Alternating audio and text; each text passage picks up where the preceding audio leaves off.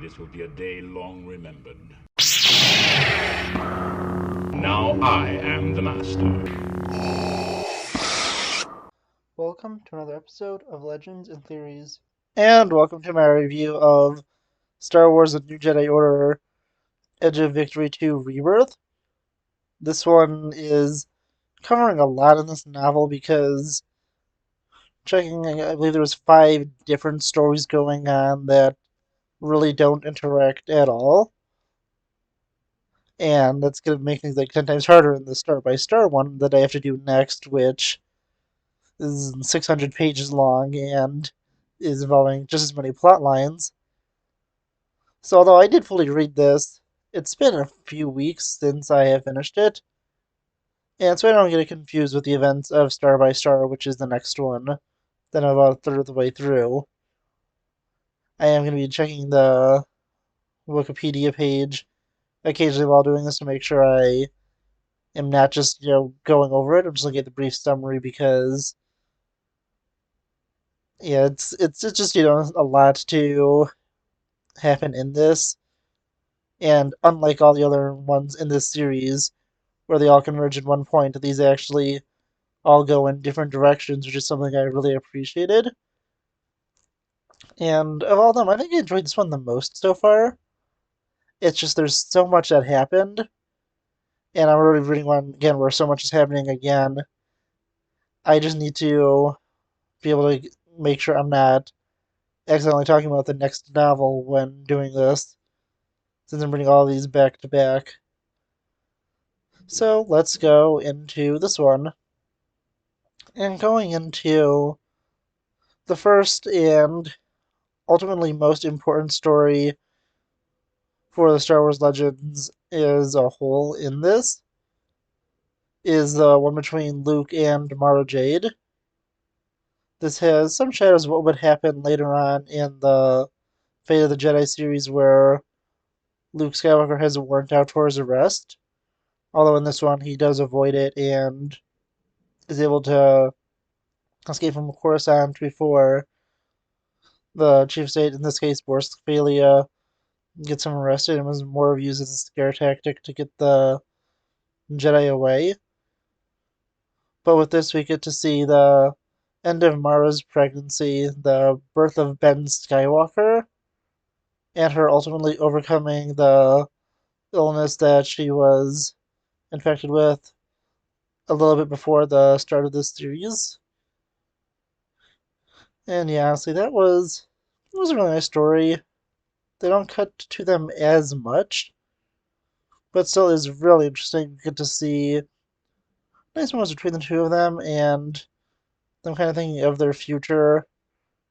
They actually, I believe, begin the novel with them on a small trip together to kind of just have a day to themselves, which is interrupted by the news of them getting an arrest warrant on Luke and them having to flee. But yeah, honestly, this one was a really solid story, and it was one that I just really enjoyed. Going on to the next of the stories that I can remember, and this one was probably the best one with how it ended. It goes with Jaina Solo being sent by Luke after she helps him escape from Coruscant to go to Kip Durant, who, as I would have previously mentioned in these reviews, has a more extreme view on what the Jedi should be doing and fighting back. It's very similar to what Revan thought in Knights of the Old Republic, and I was never really thinking, but I wonder if those stories were kind of inspired by each other, since they would have came out around the same time, with it being expanded way more on what happened in Knights of the Old Republic 2, which I think would have been releasing. I don't remember exactly which year this came out, but it was early 2000s, maybe 2002, 2003.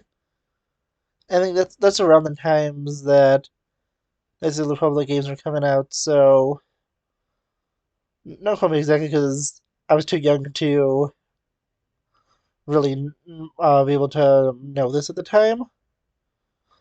But based on the timeline, I do know with the releases, it'd be around the same time. But enough of that. Going on to the main story of this part of the section, we have Kip going to Jaina once she finds him, telling her that he has discovered a Vong superweapon.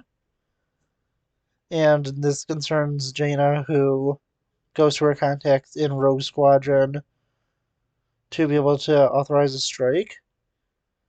And after they go and are convinced to do it, but mainly by Jaina, who they trust and is a member of Rogue Squadron, they go and attack and destroy what they think is a super weapon, but it turns out to be a Vong world ship, and this is a devastating blow to the Vong, and is what they were going to use to move a lot of their elderly and children. Not as children. I can't remember if elderly were also going to be moved there. But it was basically ones that couldn't really fight and needed to be somewhere else from their old dying world ships to this one. And Kip did this more as an act of vengeance against them for taking so many worlds from the New Republic. And this is completely terrifies Jaina, and she feels disgusted by this. She blows up on Kip, but a good amount of the New Republic forces respect him and see this as a win because they either lost their worlds or are in danger of losing them to the Vong. And I think that this conflict between Luke and Kip is just done really well. It gives you a nice little different kind of side story going through these different ones where they're debating the morality of the Jedi and what they should truly be doing to help the galaxy. And yeah, as I said, it's just really interesting with this, and it's just a really fun story telling method, and really, I didn't expect them to be, going on for so long. I remember saying that this is part of the series when I heard about it on YouTube and stuff, but I didn't know it lasted so long. I thought it was all a little earlier in, but I'm essentially halfway into the series, and the debate is still there. And yeah, honestly, I think it is just a really interesting storyline. I love, how Jaina's kind of being close to him, and she even feels, respect and maybe a little bit of a crush on Kip until she realizes she's been used, and she just completely goes off on him and is completely disgusted by what she's done. Another one is looking at one of the Vong, the priestess from the previous novel that was experimenting on Tahiri and committing what was by the Vong heresy to be going against their known traditions and using basically anything else. The character of Ned Gibb is honestly pretty interesting as she is in this trying to save a world ship and asks for help, and then a person is sent who is completely unreasonable, and she just wants to assassinate him. And I think this one is of all of them the shortest one, where you only jump to her like every maybe 5 or 6 chapters. But it is really interesting, and the chapters with her are typically pretty short, or kind of sections added on to the end of the chapters. So I think that might be something being confused with the next book, because with those I've been having like page-long chapters with her and Star by Star. But I can't remember if it was the same in this one, or if it was just sections of the chapter towards the end that would discuss her and what she was doing. But yeah, with her it was pretty interesting to see this as she is just growing more and more frustrated by the guy who is basically just messing with her, and essentially revealed that it was just the gesture of one of the higher ups in the Vong who was kind of like messing with her and trying to push her to do more, and knowing that they need at least one person to be coding the heresy to go and push the Vong forward and be able to go against the Jedi because they truly are the only real threat to them. And that leads to developments that I'll be discussing in the next book, which gets to even crazier points. But going back to this one, there's another story that is. It's just a lot of fun overall, although there is some serious moments. This is Han, Leia, and Jason becoming pirates, attacking convoys bringing supplies and slaves to the Vong. They're working alongside Talon Card, and it's just generally a lot of fun besides the really serious moments where Jason's having a lot of these moral issues with his parents who are seeing this as really a just a way to kind of liberate stuff from the Vong and potentially save people. And as Jason's been going through for most of the series, he's having just a lot of moral issues between doing his right to protect people and not doing too much or being a little more of a held back Jedi. It is pretty interesting to see, and it just makes his eventual fall into Darth Kaitis even more tragic, since he used to care so much about life in this war and sees that there's just so many interesting things with it and has this interesting perspective, even giving up on the Force for a little bit of time. But yeah, honestly, that was a nice, interesting part of the story, but not the best part.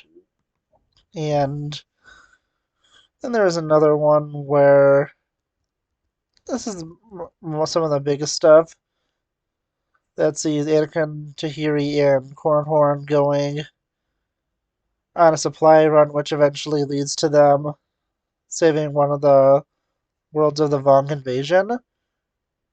Well, at least kind of. They are trying to prevent it and do a good amount to do it, but it ultimately doesn't matter too much, although they are able to help and give them a warning. The attack is ultimately called off because of the attack that Jaina is part of, destroying the world ship, and yeah, there was also just, there's a lot of crazy stuff, but looking over the Wikipedia page, I think I got everything from this of the main plot points. Although there is, a little bit more with the stuff between Anakin, Tahiri, and Corrin. I feel like not too much to say about it. It has the largest entry on it, but I remember it's an interesting one where they're, doing their best to go and help, but they're ultimately, just not super effective with what they're doing since it ultimately doesn't matter since the Vong fleet is called back with them. Well, having to go back to try and defend the world ship and see what they could salvage from that after New Republic forces are tricked into attacking it. But yeah, honestly, it's a really enjoyable novel. As I said, a lot happens, and unlike all the other novels, they all don't come to end in one point, and so they end in a bunch of different points. But the most important thing in this is the birth of Ben Skywalker, who is the eventual, continuation of the Skywalker bloodline in the Jedi Order when his father eventually passes away and does a lot of important stuff in future storylines. But yeah, honestly, that's really all I have to say. Really enjoyable novel, and as I said, this one of the completed novels might be my favorite, but Star by Star is quickly getting up there because that one's just insane. just how much stuff is going on in it, but I want to know what you think. Please let me know in the comments, and also next episode of Legends and Theories. Thank you for watching this episode of Legends and Theories. Please subscribe, like the video, share the video, leave a comment, check out the video on screen, and may the Force be with you.